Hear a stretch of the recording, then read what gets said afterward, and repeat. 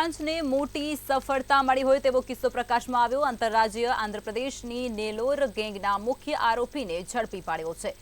પકડાયેલા આરોપી 63 જેટલા ગુનાઓમાં વોન્ટેડ હતો। આરોપી અને તેની ગેંગ ગુજરાત રાજ્ય અને અલગ અલગ રાજ્યોના શહેર વિસ્તારમાં કારના કાચ તોડી અને અંદરથી રોકડ રૂપિયા સાથે જ બેગની ચોરી કરતા હતા। આરોપી વિરુદ્ધ સુરત સહિત ગુજરાત રાજ્યના અનેક જિલ્લાઓમાં અને આંતરરાજ્યમાં આવેલા પોલીસ મથકમાં ગુનાઓ પણ દાખલ છે, જેવા કે સુરત શહેર, સુરત ગ્રામ્ય, વડોદરા, વલસાડ, નવસારી, નર્મદા જિલ્લામાં ગુના દાખલ છે।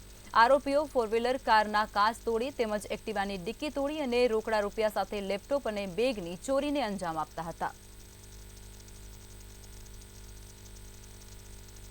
ગતરોજ આંધ્રપ્રદેશના નેલ્લોર ગામેથી શહેરમાંથી આ આરોપીને પકડી પાડ્યો છે।